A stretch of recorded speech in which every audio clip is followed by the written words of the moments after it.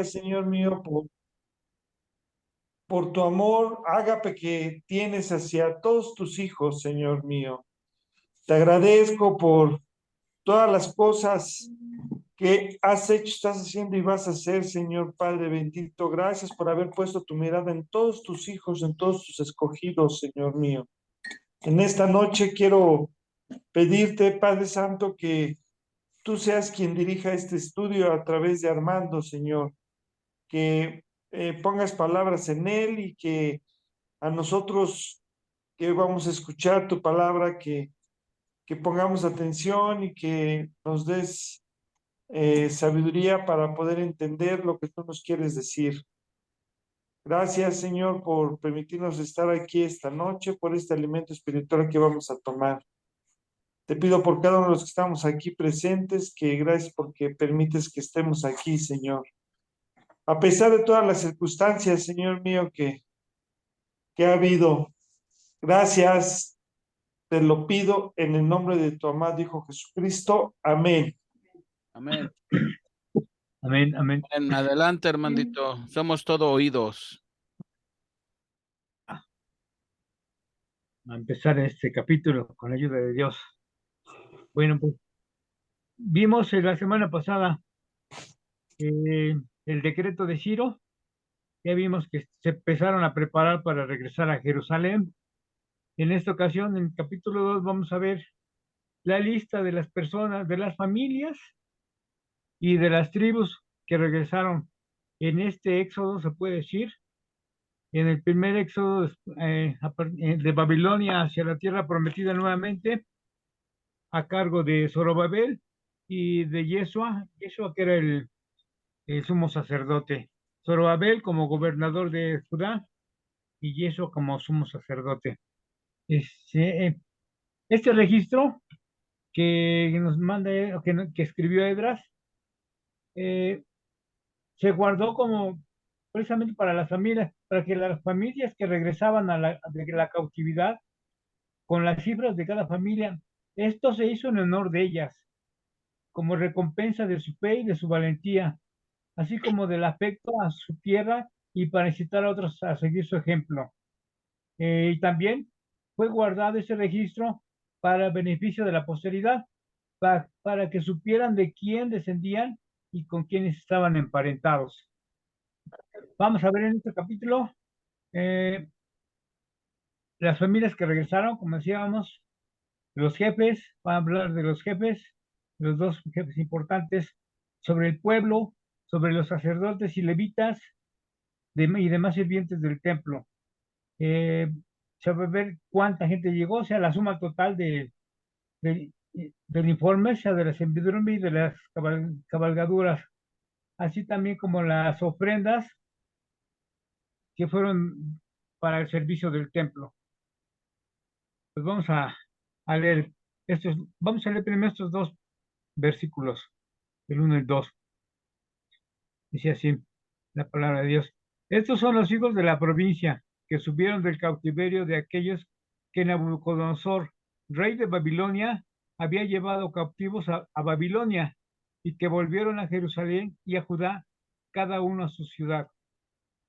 El versículo 2, los cuales vinieron con Zorobabel, Yeshua, Nehemías, Serarías, Reelías, Mardoqueo, Bilsán, Mispar, Bigvai, Rehum y Baana, el número de los varones del pueblo de Israel.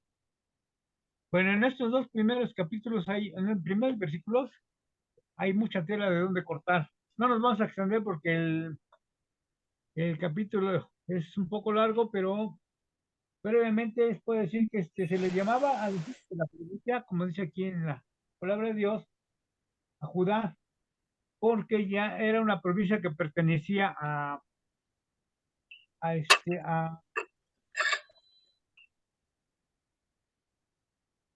estos, a los persas, ¿no? A Ciro, a los persas. Entonces, estaban bajo sus leyes y bajo su tributo, así que por eso se le llamaba provincia.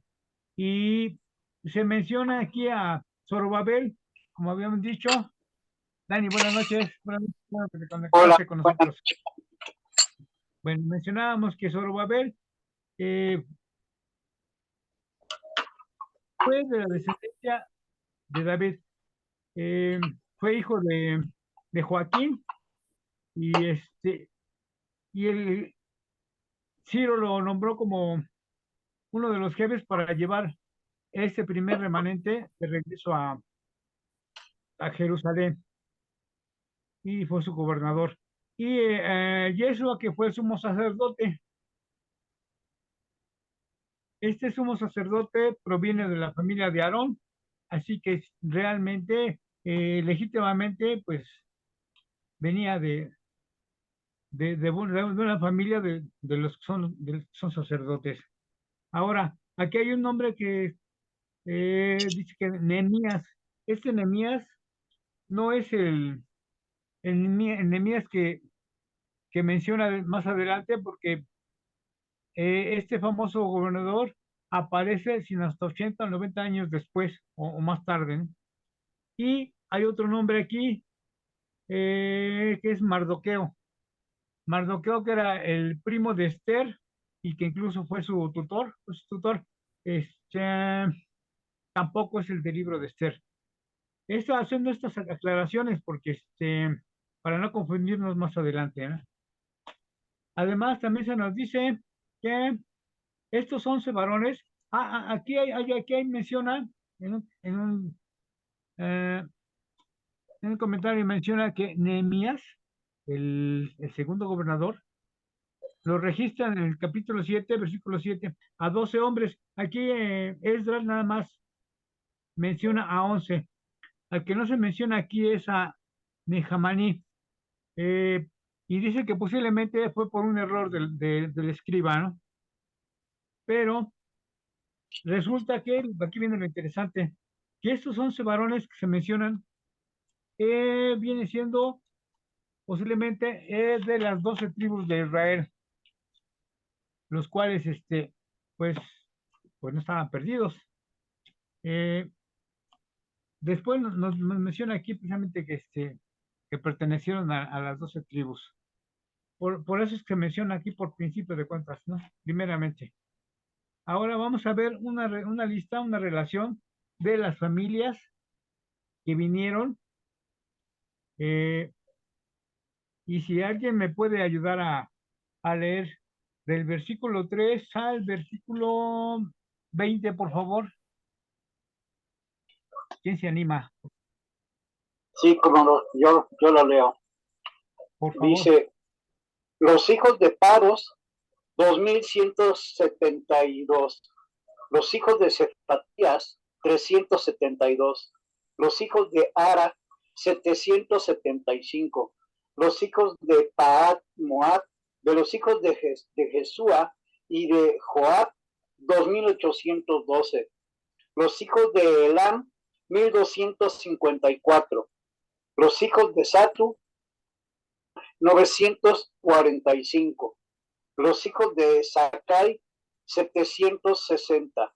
Los hijos de Bani, 642.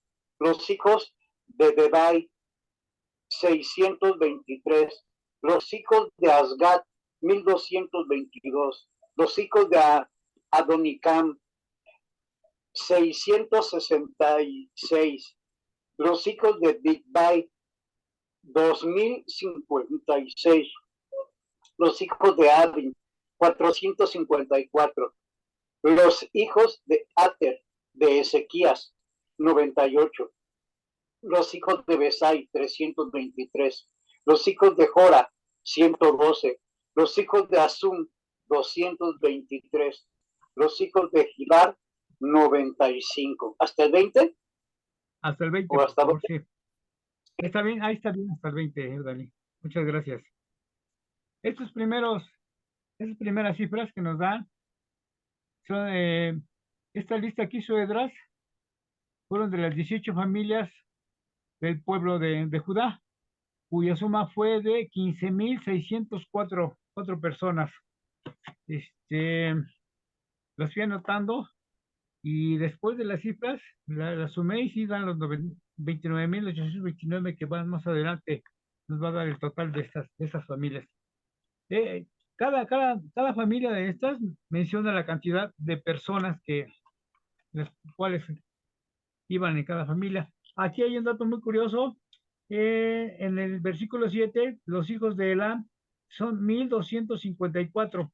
Más adelante, en el versículo 31, vamos a ver otra vez a los hijos del otro Elam, que suman igual lo mismo, 1,254.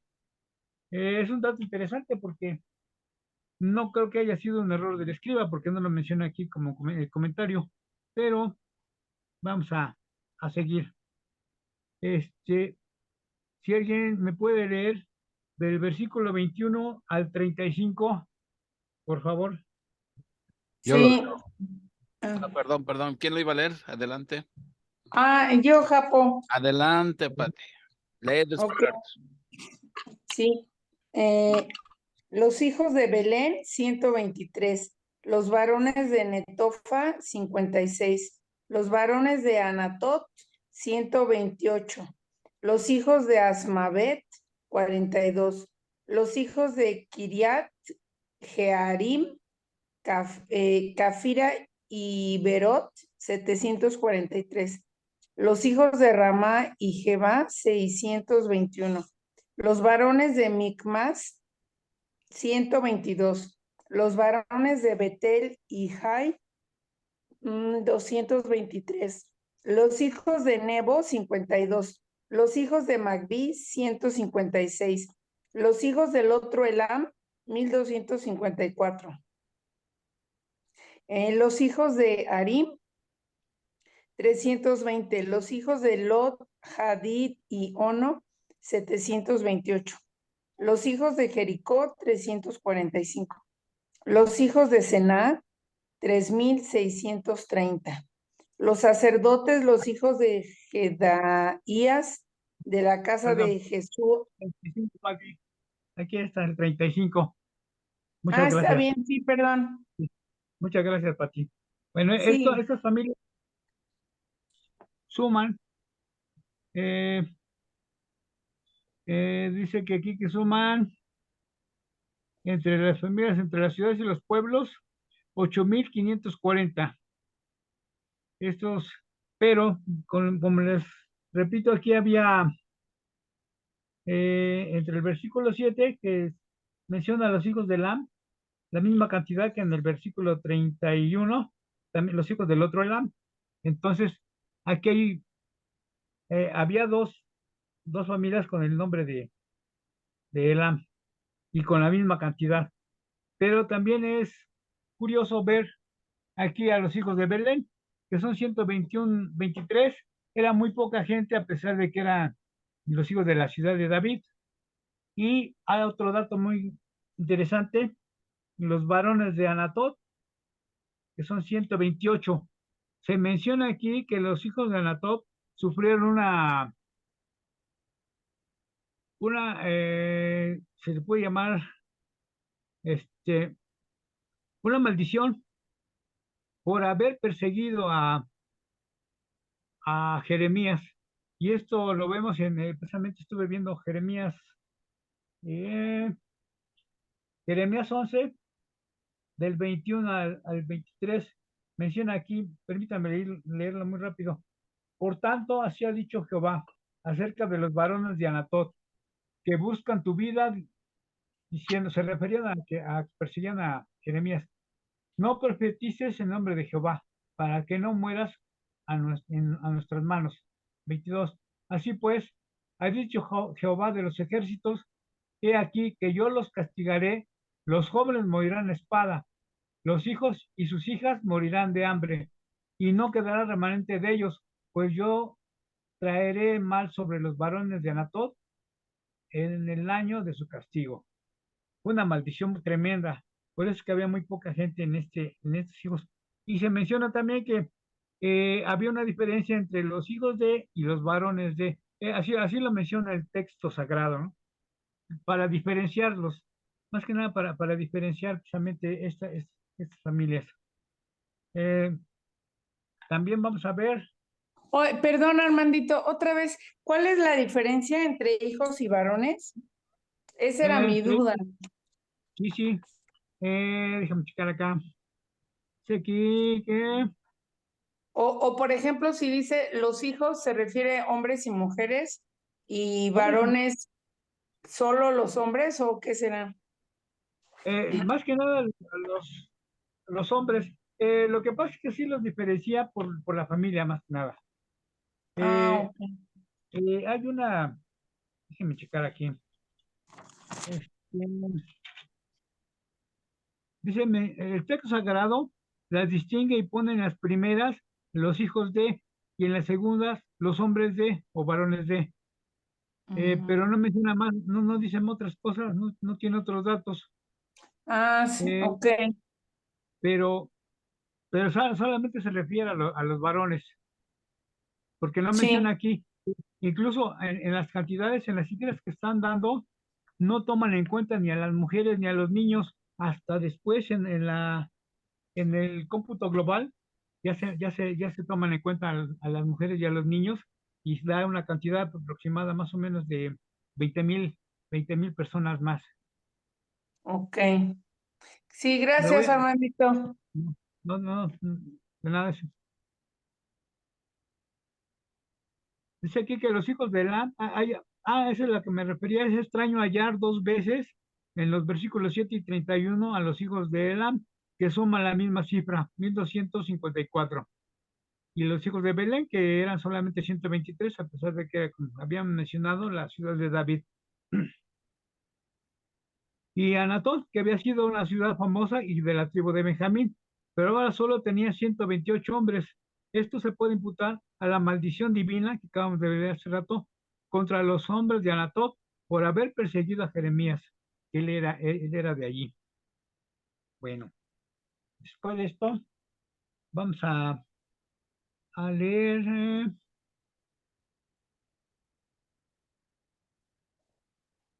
¿Alguien me puede leer del 36 al 39, por favor? ¿Yo? Yo te lo leo.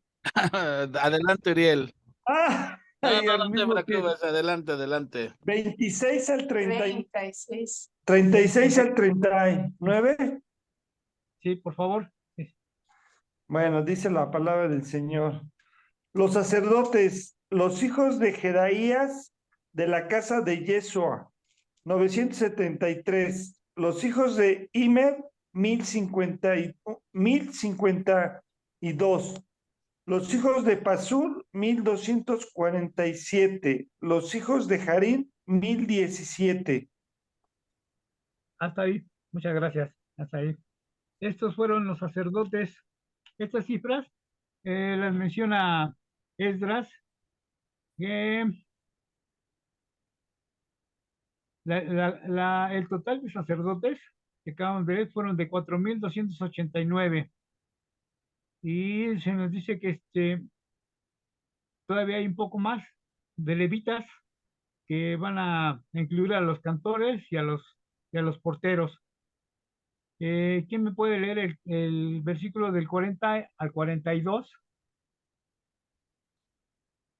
Juan Carlos.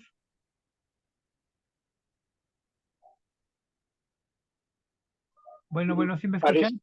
que Adelante, no hermano. está. Sí, aquí Ah, estoy. sí. ¿Qué pasó, hermano? Sí me podría leer el versículo 40 al 42, por favor. Claro. Los levitas, los hijos de Yeshua y de Cadmiel, de los hijos de Jodavías, 74. Los cantores, los hijos de Asaf, 128.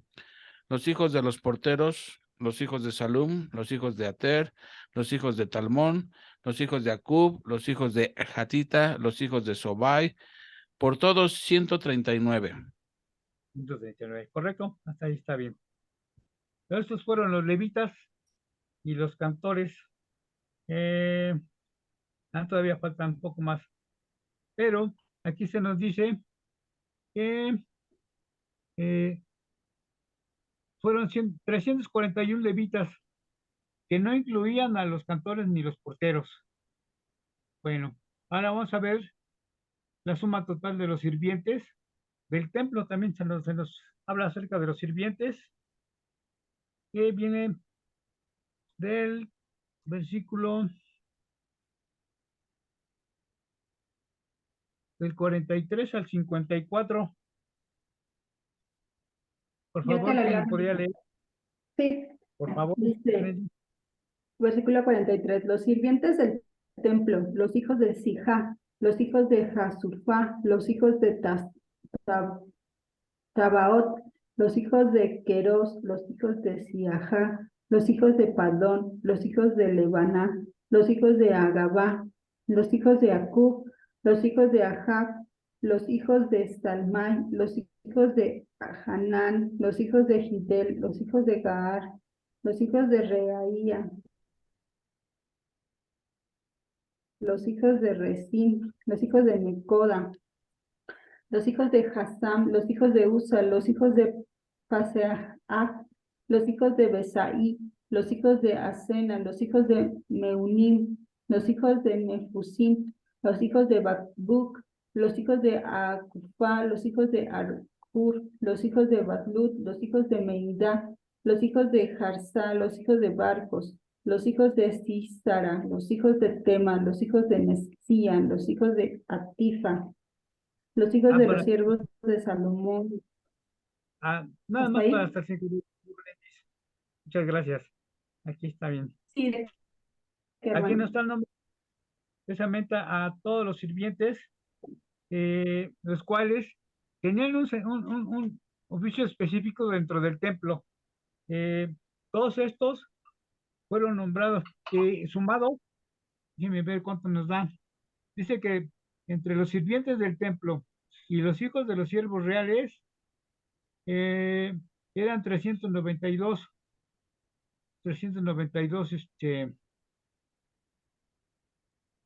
los cuales, los menciona aquí. Todos ellos tenían un servicio específico, incluso también menciona que estos sirvientes pertenecían a, eran descendientes de los Gabaonitas, llevaban a cabo las tareas del templo, del servicio del templo. Bueno, ahora vamos a ver, ¿qué más? Vamos a ver, todavía nos quedan.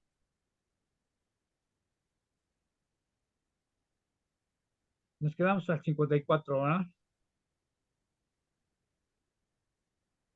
¿Alguien Sí, puede leer del 54. 55?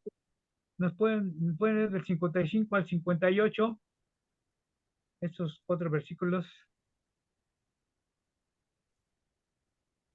Del 55 al cual 55 al 58. 58, por dice, los favor. hijos de los siervos de Salomón, los hijos de Sotaí, los hijos de Soferet, los hijos de Peruda, los hijos de Jalá, los hijos de Darcón, los hijos de Gidel, los hijos de Cefatías, los hijos de Jatil, los hijos de Poqueret, Hasebaim, los hijos de Amí, todos los siervos del templo e hijos de los siervos de Salomón, 392.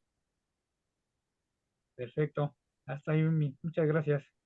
Sí, Precisamente todos estos, si se dan cuenta, cuánta gente en los versículos que acabamos de leer, mucha gente, se menciona que durante la estancia de los 70 años, el pueblo de Israel se volvió a multiplicar, nuevamente se volvió a multiplicar, por eso es que menciona tanta gente, tantas familias, y todas ellas pertenecían a la tribu de Judá, a la tribu de Benjamín, y también algunas de las tribus de las 10 tribus del norte de Israel. Entonces vamos a ver, dice aquí que eh, todos estos siervos, entre los hijos de los siervos eran 392. Ahora vamos a ver, hace una lista de las personas que no pudieron demostrar sus antecedentes genealógicos. Estamos viendo cómo él cuidadosamente tuvo la curiosidad de mencionar a toda la gente que iba en el primer éxodo. En el libro, hay una comparación también en el libro de Nehemías, que también hace esta aclaratoria de cuánta gente vino en este primer éxodo. Hay una pequeña diferencia que después les vamos a nombrar. Son como de 45 personas. Bueno, ahora vamos a leer del 59 al 63, por favor. Si me puede leer alguien esos versículos. Sí, Sí, yo yo lo lo leo. leo. Adelante. 59 al 63. Nos tardamos y luego todos queremos leerle, ¿verdad? Hoy. Dice, Adelante. estos fueron los que subieron de Telmela, Telharsa, Kerub, Adán e Imer, que no pudieron demostrar la casa de sus padres ni su linaje. Si eran de Israel, los hijos de la Ia, los hijos de Tobía, los hijos de Necoda, 652. Y de los hijos de los sacerdotes, los hijos de Abaía, los hijos de Cos, los hijos de Barzilai, el cual tomó mujer de las hijas de Barzilai, Galaadita, y fue llamado por el nombre de ellas. Estos buscaron su registro de genealogías y no fue hallado, y fueron excluidos del sacerdocio. Y el gobernador les dijo que no comiesen de las cosas más santas hasta que hubiese sacerdote para consultar con Urim y Tunim. Toda la congregación Hasta ahí, ahí nada más. El 63, pues ahí está bien. Muchas gracias. Bien. nada, Bueno, estamos viendo aquí estas personas que pertenecían posiblemente a las tribus de Israel, eran sacerdotes y eran de las tribus de Israel, pero no pudieron comprobar su genealogía. Entonces se les excluyó, no se les tomó en cuenta en la lista, se les toma en cuenta más adelante en la lista total, en la lista global, pero en ese momento Esdras no los toma en cuenta. Dice aquí que al final se dio una lista de los 652 que regresaron, y posiblemente eran de las tribus de Israel, como decíamos, también algunos eran sacerdotes, y de algunos que eran de la familia de Judá, pero también no pudieron aclarar su registro. Dice, no pudieron demostrar claramente sus antecedentes genealógicos. Ahora también se nos menciona que el gobernador, en este caso, era Zorobabel, que era el gobernador, eh, no les permitió, si eran sacerdotes, no se les permitió comer de las cosas sagradas hasta que no hubiera un sacerdote capaz para este, que a través para consultar el Urim y el Tumim. Ya sabemos que este Urim y Tumim venía en la vestimenta del sumo sacerdote, que era parte del pectoral. Y es posible que fueran dos piedras que se usaban para determinar la voluntad de Dios. Bueno, esto suena un poco contradictorio, puesto que Yeshua era el sumo sacerdote. Se supone que él llevaba el, en la vestimenta el Urim y el Tumim, pero no había quien las pudiera interpretar. Entonces, hasta que no hubiera quien las pudiera interpretar y saber la voluntad de Dios, hasta entonces estaban excluidos.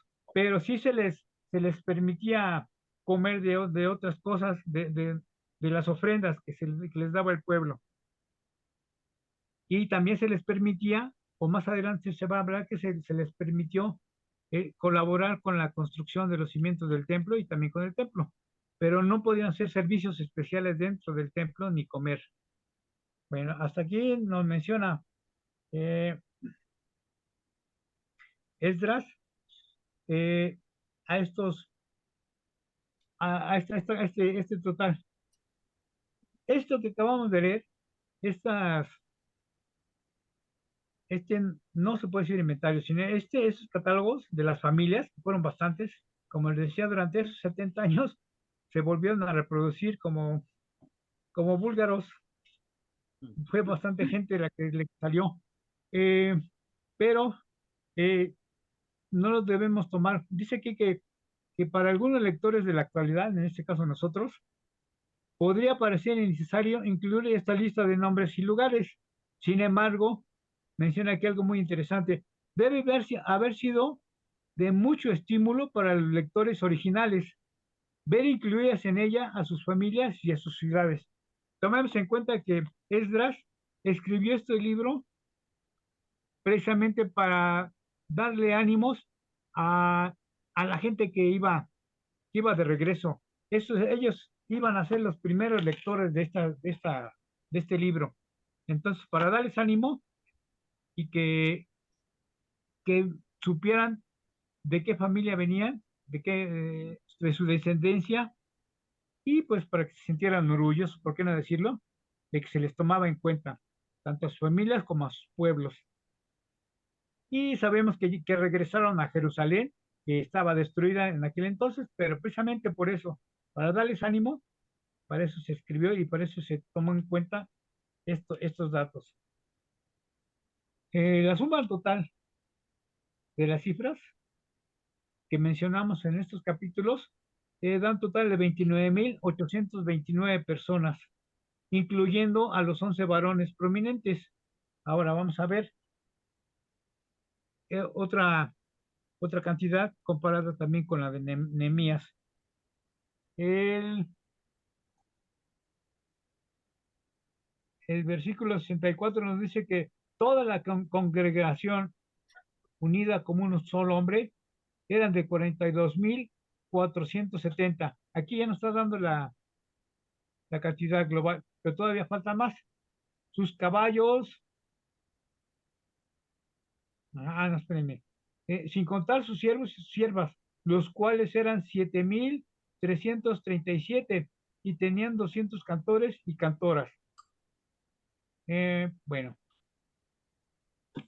dice aquí que al sumar las cifras de los versículos del 2 al 42, del versículo 58 al 60, se mencionan a todos los que regresaron y se obtiene un total, como habíamos dicho, de 29.829. Sin embargo, el total de los demás versículos 64 y 65 nos da un total de 49.897. Dice que quizás esta última cantidad incluye, ahora sí, lo que mencionabas, lo que preguntabas, Patti, aquí dice que esta cantidad incluye a las mujeres y a los niños. También Ok. también es posible que incluyera a los judíos de las 10 tribus del norte que se juntaron con el remanente de las dos tribus sureñas que eran Judá y Benjamín. Además, podría comprender a los sacerdotes que no pudieron trazar su árbol genealógico. Precisamente estas cantidades, sumándolas, dan los 49.897. Ahora también se nos dice aquí que hay una comparación entre el total de Esdras y el total en el libro de Nehemías. Esdras menciona que son 49.897. Nehemías, 49.942. Hay una diferencia de 45 personas y no fueron errores. Bueno, hay un error aquí. Señala aquí que precisamente esas dos, esas 45 personas, señala Esdras, que 200, más bien, esas 45 de Nehemías son cantores.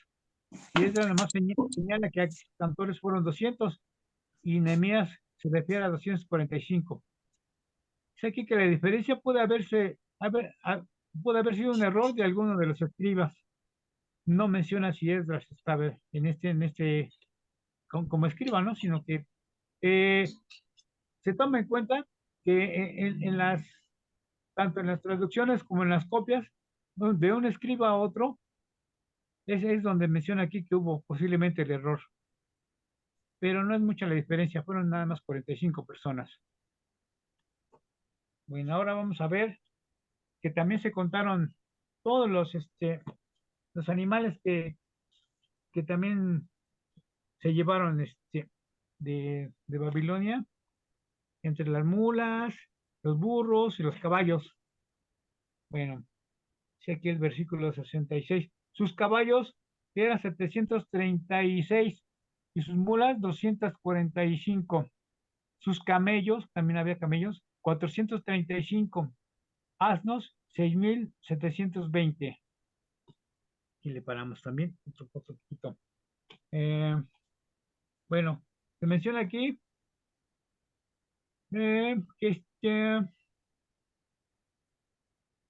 el total de los animales fueron 8,136 y la mayoría eran asnos, los cuales se usaban para montar. La mayoría entonces, también los caballos, los mulos, los camellos y los asnos se usaron para montar, pero había más asnos. 8,136 nos dice aquí. Ahora hay un dato interesante. Dice que la distancia de Babilonia a Israel era de aproximadamente 1,440 kilómetros y se tomaba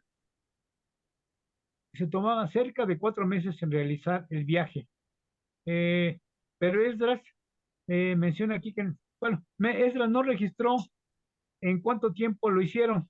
Su enfoque solo estaba eh, no tanto en las dificultades que pasaron, como en el éxodo que vivieron Moisés y Josué, sino que su labor era con la construcción del templo.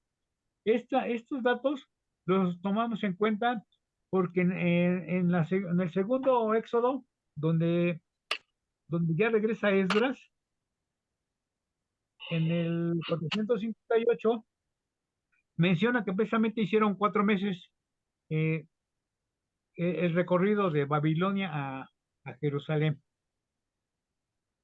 Pero aquí, por el momento no lo menciona. También se menciona que Zorobabel y Yeshua fungieron la labor como líderes, hicieron la misma labor que hizo Moisés en el primer éxodo y Josué.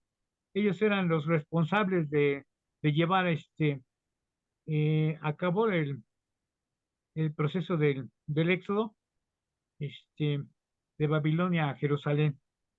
Ese es el comentario aquí que mencionan. Ya por último vemos que en el versículo 68 nos menciona que dice, y algunos de los jefes de las casas paternas, cuando vinieron a la casa de Jehová, que estaba en Jerusalén, hicieron ofrendas voluntarias para la casa de Dios, para reedificarla en su sitio. Según sus fuerzas, dieron al tesorero de la obra 71,000 dracmas de oro, 5,000 libras de plata y 100 túnicas sacerdotales. Estos datos los menciona aquí en Matthew Henry. Nos dice que eh,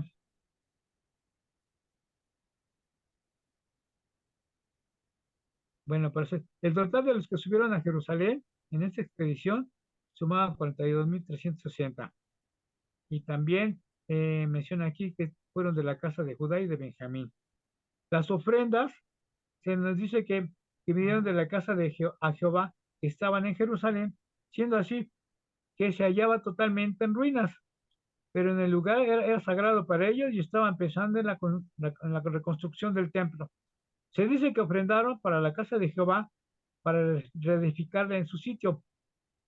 Fue sin duda la primera cosa que pensaron entonces en reedificar.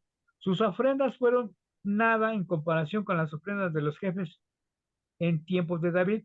Entonces se ofrecieron talentos, ahora se ofrecieron dracmas. El dracma sabemos que era la moneda de Persia, con la que también en los Dari, también de Darío, pero bueno, aquí nada más menciona puros dracmas. Dice, pero estos dracmas, ofrecidas de corazón y conforme a las posibilidades, eran para Dios tan aceptas como aquellos talentos, al igual que al igual que en el caso de la viuda, y aquí, de la viuda pobre del Evangelio, que echó en el tesoro del templo sus 2 moneditas, pero que eran todo su sustento, que habitaron en sus ciudades Dice que cuando llegaron, cada tribu regresó a su ciudad de acuerdo a conforme Josué los había establecido en el primer éxodo, cuando llegaron por primera vez a la tierra prometida. Eh, Al parecer estaban muy bien documentados, sabían muy bien a qué lugar iban a regresar, todo estaba en ruinas, pero con un corazón muy grande para poder reedificar sus casas. Pero antes de regresar allá, primero lo que hicieron fue la reedificación del templo. Bueno, también se menciona aquí que, déjenme ver dónde los tengo anotados. Ah, no, está bien. Ya por último, dice aquí que las ofrendas fueron, como habíamos dicho, en dracmas de oro. El total de dracmas suman, ya tenía el dato que ya se me perdió. Eh, ¿Cuánto equivale a un Kratman o una cosa de esas? es de lo que estaba buscando aquí. Dracma. Dracma. 61,000 dracmas de oro. O sea, pero cada dracma, ¿cuánto equivale a pesos o no? O más o menos cuánto era, no saben, ¿no? Sí, aquí tenían datos sobre las libras esterlinas y sobre los dracmas, pero no las libras esterlinas, sino los talentos. Y hacía una comparación entre los dracmas y los talentos y el total, que era más o menos como, O sea, era mucho dinero, ¿no? sí, era bastante dinero. Ya, Y todos dieron con gozo y alegría, ¿verdad? Porque fue mucho dinero eso fue lo importante, eso lo fue que lo importante. aportaron. A Sí, mí, dice, a mí, a mí me llama la atención precisamente lo que acaba de decir Uriel. En el versículo 68 dice que hicieron ofrendas voluntarias. Y en el 69 dice que fue según sus fuerzas. Y para mí eso es lo que pesa, ¿no? Como Jesús dijo en su momento con la ofrenda de la viuda que acaba de mencionar Armandito, ¿no? Que nada más dio 2 blancas, pero era todo lo que tenía.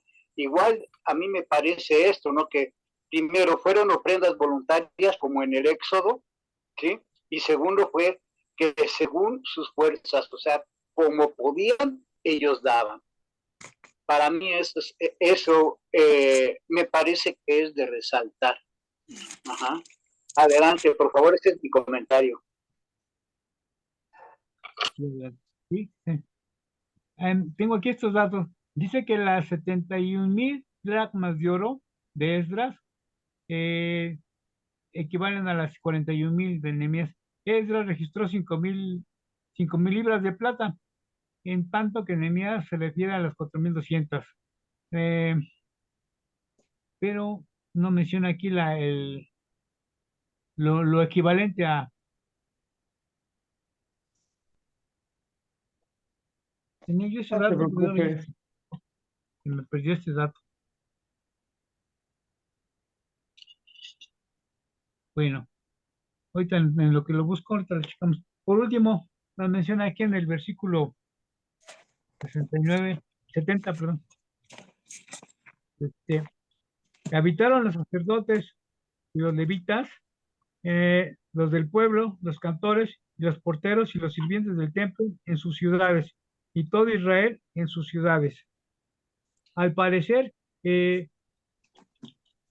los que eran de las 10 tribus del norte regresaron a sus ciudades en Samaria, pero recordemos que ya en esas ciudades había mucha gente extraña, mucha gente que venía de otros países y que se había mezclado con los los pocos israelitas que habían quedado o que se habían escapado del exilio, pero que ya era una cosa tremenda, porque aparte de que adoraban a Jehová a su manera, pues adoraban otros dioses, ya era un sincretismo, como lo había mencionado Juan Carlos. Es una mezcla de religiones, las cuales pues estaban prohibidas por Jehová. Bueno, en algunos de esos lugares llegaron a residir, pero la mayoría se vinieron para Jerusalén, pero había bastante temor, había temor, pero llegaron pidiéndole al Señor sabiduría, pidiéndole al Señor su protección, y eso lo vamos a ver más adelante en el capítulo 3 con Juan Carlos. Pero por lo pronto, eh, estas sumas, estas, toda esta lista de personas, pues, como lo comentábamos hace rato, no, sí tienen un interés para nosotros el día de hoy también, ¿no? Porque sabemos que eh, esas 12 tribus de Israel, pues no se perdieron.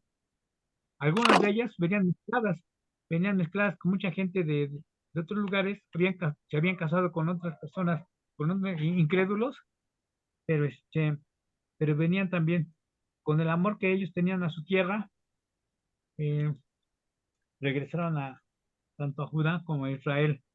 Y sí, efectivamente, como mencionabas, Dani, eh, No te escuchas bien, hermanito. Sí, no se escucha bien, sí, dile que sí. Dile, perdón. Bueno, ¿está prendido? pues, si alguien quiere hacer algún comentario, No, Sí, hermanito. Ajá, Berenice, adelante, Pati. Ah, No, Brendis, pues tú, gracias. porque yo nada más decía que no. De acuerdo. Oye, sí, ahorita que estás comentando esto, pues me da gozo en el corazón porque, pues es que no me puedo maravillar porque, bueno, sí me maravillo, pero no me sorprende porque sé que Dios cumple su palabra, ¿no? Entonces, ahorita que estás mencionando esto de las 12 tribus que no se perdieron, pues aquí estamos viendo cómo Dios está cumpliendo su pacto con David, ¿no? Estamos viendo cómo él, pues conservó o permitió pues que esta tribu, Benjamín, Judá y los levitas, pues siguieran, no desaparecieran como las otras 10 tribus que desaparecieron, y cómo él permitió que estas tribus siguieran adelante, ¿no? Sobrevivieran a todos estos acontecimientos pues que era un juicio de Dios, ¿no? Lo sabemos perfectamente, pero bueno, la verdad es que Dios cumple su palabra, cumple su pacto con David. Aquí estaba leyendo el comentario de John MacArthur respecto a Zorobabel, que Zorobabel era de la descendencia precisamente pues de Judá. Él era descendencia del hijo del último rey de Judá, que fue Joaquín. Pero recuerdan que Dios dijo una maldición en contra de la dinastía precisamente de Joacim, y de Joacim venía Joaquín. Entonces esta maldición fue que ninguno de sus hijos iba a sentar en el trono. Entonces Zorobabel no actuó como rey, sí fue gobernador, les dieron cargos públicos en Babilonia, les daban cargos públicos importantes, pero él nunca se ostentó como rey, porque esta maldición persistió, ¿no? Persistió todavía hasta los días de Jesús, y vemos que el pacto se cumplió a través de Natán, no de Salomón, sino de Natán, que también era hijo de David, ¿no? Entonces vemos que esta dinastía se cumplió a través no de José, porque José era el padre adoptivo de Jesús, y María pues fue su madre biológica. Entonces María venía precisamente de esta descendencia de Natán. Esto es lo que leí aquí con John MacArthur, digo si estoy equivocada. Nuestro maestro líder, que nos lo aclare, porque bueno, él sabe mucho de esto. Yo, la verdad, apenas, ahorita que estamos viendo la historia y hemos leído también mucho, pero lo cantinflé mucho. Pero bueno, yo entendí esto, ¿no? Que de ahí venía la descendencia, o sea, el pacto se cumplió. El pacto que Dios hizo con David se cumplió al pie de la letra, ¿no? Entonces, digo, me maravilla, no me sorprende porque sé que Dios cumple su palabra, pero a mí me maravilla y pues sí da mucho gozo a mi corazón que pues Dios es un Dios de pacto y es un Dios que no cambia, que es el mismo desde antes de la fundación del mundo hasta después, es eterno, y aparte es misericordioso, ¿no? Porque pues permitió que todas estas descendencias, estas tribus, pues vivieran, siguieran adelante para cumplirse la palabra de Dios. Entonces, bueno, la verdad, hermanita, es que estuvo muy bien porque fueron muchos versículos y muchos nombres, muchas ciudades, y lo resumiste muy bien. La verdad es que fue muy entendible. Me gustó mucho también porque, como dices, para ellos era bien importante saber de dónde venían, porque pues muchos, pues ya no sabían ni de dónde eran, ¿no? Entonces, al decirles toda su genealogía, de dónde descendían, pues fue un gran gozo para ellos, ¿no? Pero también es un gran gozo para nosotros saber que ese pacto se cumplió a través de nuestro Señor Jesucristo y que nosotros pues también somos adoptados y estamos dentro del libro de la vida que Dios tiene para nosotros, ¿no? Entonces, bueno, pues eso sería todo. Muchas gracias, Armandito. No, al contrario, gracias a ti, Brenda. Este, Uriel, encontré aquí el dato que se me había perdido. Mira, acerca de lo que preguntabas de las dracmas o libras. Dracma se refiere probablemente a una moneda persa. El dárico, también designada por Darío. Esto habría ascendido aproximadamente a 500 kilogramos de oro o libras o minas. Una mina pesaba alrededor de 540 gramos, de modo que esto representa 2.7 toneladas de plata. Más o menos, no sé si quedó contestada la pregunta acerca de los dracmas o el equivalente, ¿no? A lo que era que viene siendo 2.7 toneladas de plata pura. Y esto lo encontré en la Biblia de Macbeth. Sí, Armandito, está bien, gracias.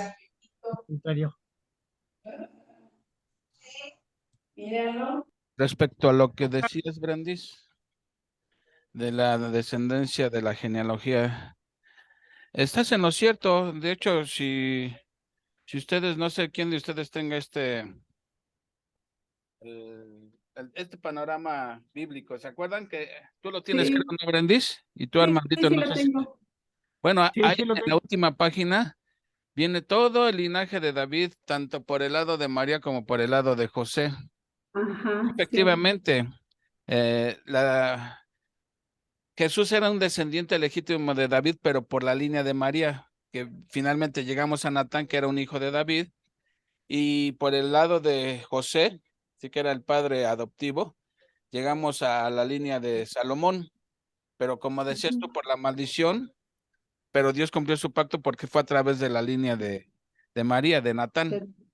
Así que lo que dijiste estás en lo cierto. Ok, gracias. Eso por otro lado, hay algunos comentarios, no muchos, pero porque muchos números, muchos nombres y todo, ¿no? Pero la cosa es, estaba yo leyendo que fue alrededor de 50,000 personas las que regresaron con Zorobabel. Si comparamos esa cantidad con la cantidad de gente que fueron deportados a Babilonia, ¿qué tanto diferencia había entre una cantidad y la otra? ¿Mm? Es una Fueron cantidad más enorme. los deportados. Fueron mucho más los deportados. O sea, realmente la gente que regresó de Babilonia fueron poquitos comparados con todo el montón de gente que se llevaron. ¿Qué pasó si se supone que lo lógico era que todos quisieran regresar a su tierra, ¿no? Sí, ¿por qué no regresaron? Pues, ¿por qué la mayoría prefirió quedarse y todavía pasaron años y años y años y años? ¿Sí? Hasta que el segundo regreso bajo Esdras y el tercer regreso bajo Nehemías. Nehemías, Casi 100 años, ¿no? Bueno, sí. 90 años para ser más exactos. Entonces, pero por qué creen ustedes que tanta gente se quedó? Ya estaban Pues, acostumbradas. Por... Adelante, Brendis, adelante. no, adelante, hermanito, otra vez también comenté. Tú adelante, hermanito. Bueno, sí, ya estaban tan arraigados a Babilonia y sus costumbres y sus comodidades que no quisieron regresar. No quisieron regresar hasta que Esdras los convenció y Nehemías también. En los 3 regresos, vamos. Ahorita nada más se menciona como 50,000 personas, exactamente, pero eran más. Y como comentábamos, en los 70 años se reprodujeron mucho más de lo que se habían reproducido en Egipto, pero eran tantas comodidades que no las quisieron dejar.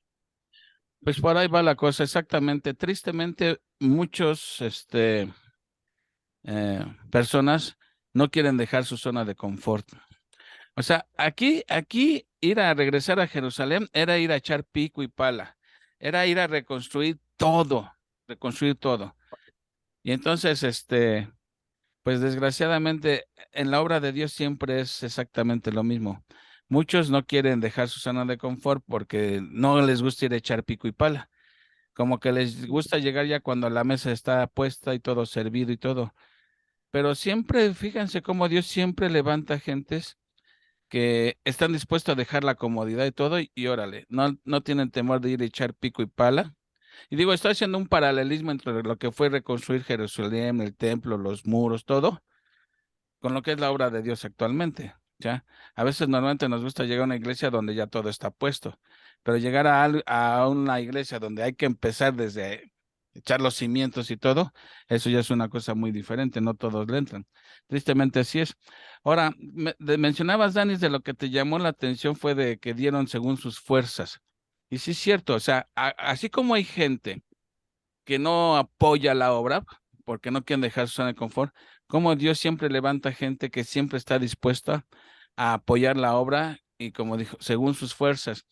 Y me recordó mucho en el Nuevo Testamento un caso similar. ¿Recuerdan ustedes que Pablo estaba levantando una ofrenda para llevársela a los hermanos pobres de Jerusalén? ¿Sí? Pablo argumentaba, bueno, ustedes gentiles se han beneficiado espiritualmente de los judíos porque la salvación viene de los judíos. Jesús era un judío. Y entonces ahora los hermanos judíos, cristianos judíos, estaban pasando mucha hambre en Jerusalén y Pablo se propone levantar una ofrenda para llevárselas a ellos. Y los corintios, había gente de mucho dinero, ¿sí? Habían dicho que sí, pero la cosa es que estaba pasando el tiempo y nada más, nada, no se veía nada que estuvieran ofrendando. En cambio, los macedonios, que eran gente pobre, ¿sí? Se enteran de que Pablo estaba levantando una ofrenda y Pablo ni siquiera les había dicho nada a ellos. Cuando se enteran, pues en cierta manera como que le reclaman a Pablo, Pablo, ¿por qué? ¿Por qué no quieres que participemos de este privilegio de poder ofrendar? Y y Pablo, pues así en versión paráfrasis, pues dice es que ustedes están bien pránganos, pues cómo les iba a pedir a ustedes. Pero dice que los macedonios dieron aquí más allá de sus fuerzas. O sea, todavía aquí estuvo más interesante porque aquí dieron según sus fuerzas. En el caso de los macedonios dieron más allá de sus fuerzas. Pero ¿cuál era la clave? El mismo Pablo lo menciona, porque primero se dieron primeramente al Señor, ¿sí? Entonces a ellos no les dolía desprenderse. O sea, cuando alguien no tiene una buena relación con Dios, cuando no entiende que todo lo que tenemos es de Dios, nos duele el codo. Pero cuando tú entiendes que realmente no somos más que simples administradores de lo que Dios nos ha dado, pues te desprendes más fácilmente de las cosas porque finalmente sabes que todo es de Dios. Y para el verdadero dador no es una carga, no es un impuesto, es un privilegio participar en la obra de Dios. Porque la obra de Dios finalmente no depende de si damos o no damos dinero. La obra de Dios va a seguir adelante, pero Dios nos permite el privilegio de poder participar por medio de nuestras ofrendas. Así que esas son las cosas que me llaman la atención, ¿no?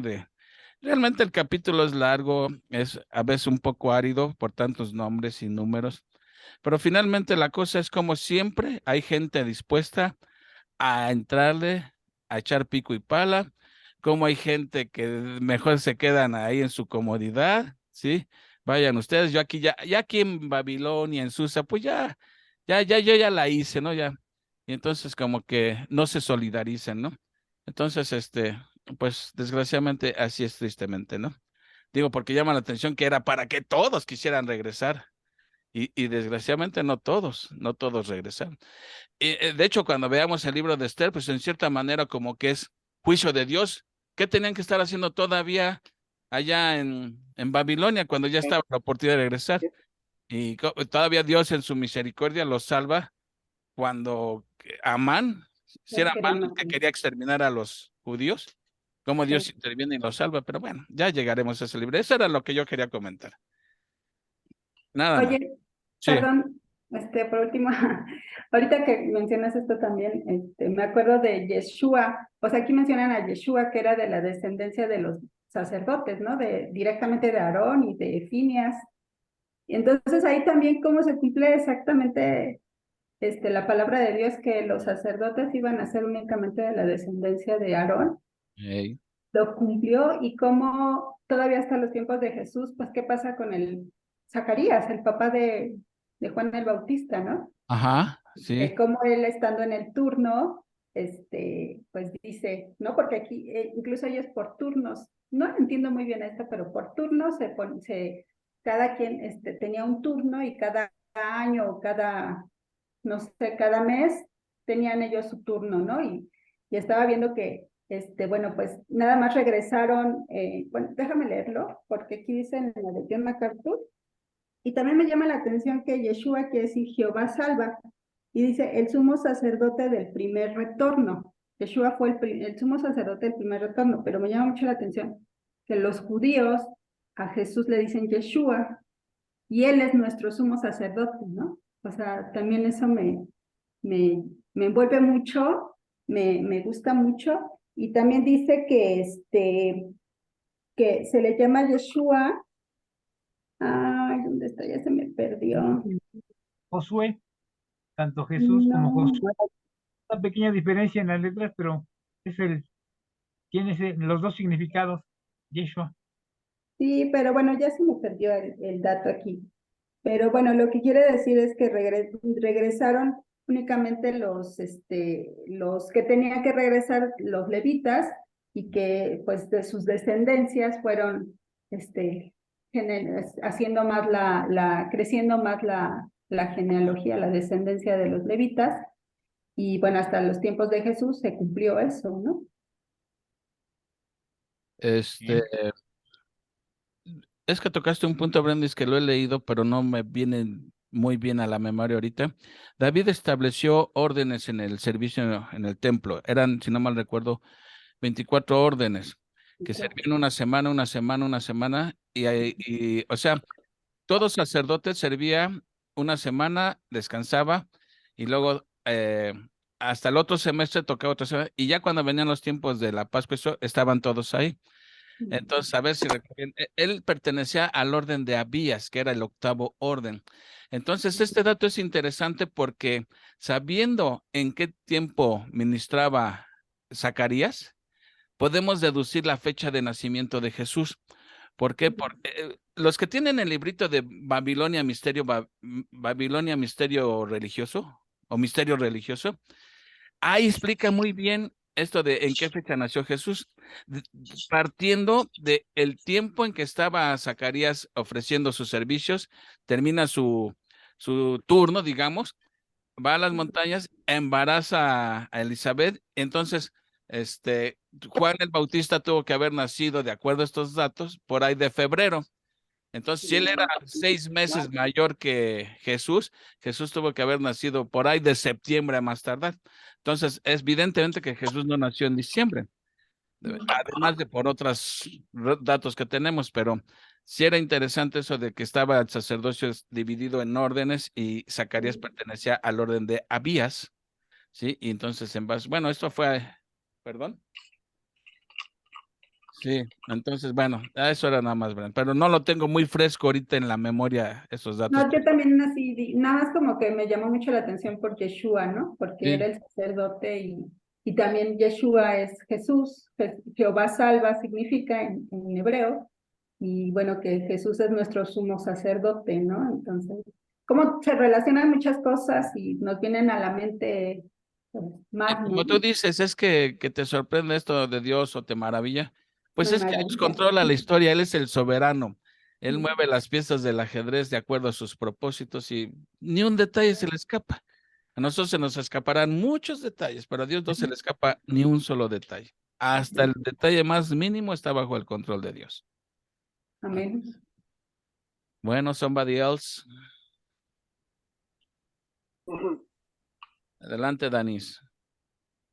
No, no, nada, Bueno, pues quería comentar y igual a mí, igual que a Bendis, a mí me sorprende todo esto. Yo no soy muy afecto a los números, o sea, no soy muy afecto a las genealogías, pero aquí es sorprendente, así, lo que dice Brendis, y y me llama la atención así como dividió en diferentes categorías cada una de ellas, ¿verdad?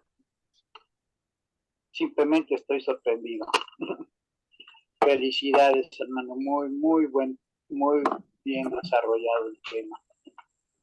No, gracias a Dios. Sí, me baso en los documentos, del conocimiento bíblico, porque solamente hay tanto el conocimiento bíblico del Matthew Henry y de Ella, y igual en la Biblia de MacArthur, para poder sacar los datos y en eso me basé para poder hacer el resumen de.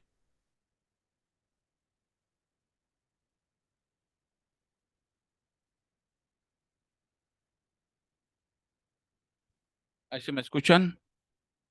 Bueno, ¿me escuchan? Ya me sacó a mí. Qué cosas. A mí esa que no me saca. La palabra de Dios y de mucha bendición. Así es.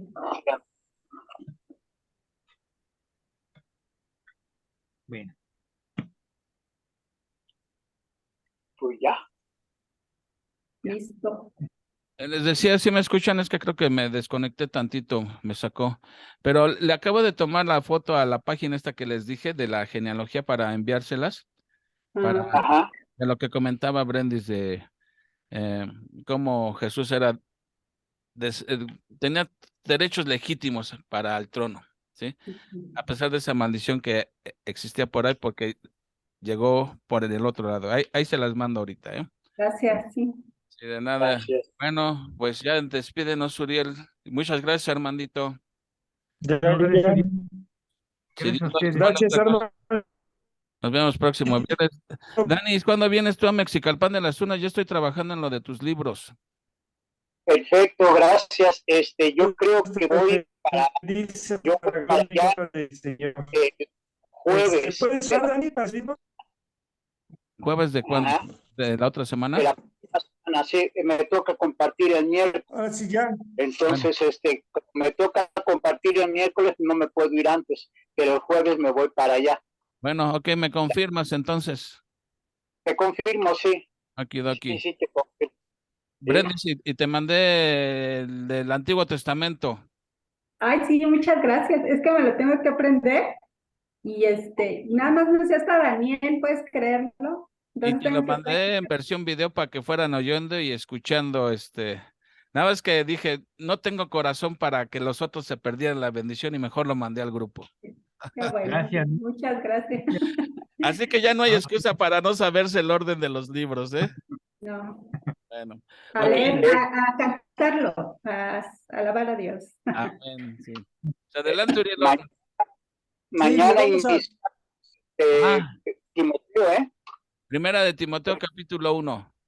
primeramente Dios, mañana iniciamos, ¿sí? Te toca a ti, Danis. Sí, me toca a mí. Okidoki. Bueno, sí, mañana te mando la liga. Dios les bendiga. Adelante, Urielón. Sí, ¿te puedes orar, Daniel, por favor, por la despedida? Ok, sí. Padre, te damos gracias porque nos permitiste un día más, Señor, meternos en tu palabra y aprender más de ti. Gracias, Señor, por esa bendición de la cual tú nos haces partícipe, Señor. Bendecimos la vida de cada uno de mis hermanos que hoy estuvieron participando en esta clase y sobre todo, Señor, pues por la dedicación de Armando, Señor, para desarrollar todo este tema. Bendice sus vidas, bendice la vida de Armando, la de Brendy, Señor, que ambos son los que dan la clase en este día. Bendice la vida de Uriel y de Patti, Señor, de Japo y de Leti, y sobre todo, Señor, pues que hoy, que cumplen años, puedan seguir festejándolo y además, Señor, concederles muchos, muchos años más de vida y de salud, Señor. Bendice este grupo, Padre, y te damos gracias porque tu mano está sobre cada uno de nosotros. A ti sea la gloria, a ti sea la honra, Señor. En Cristo Jesús. Amén. Y amén. Gracias, Dani. Gracias. Amén, amén. Nos vemos la próxima. Hasta la próxima. Saludos.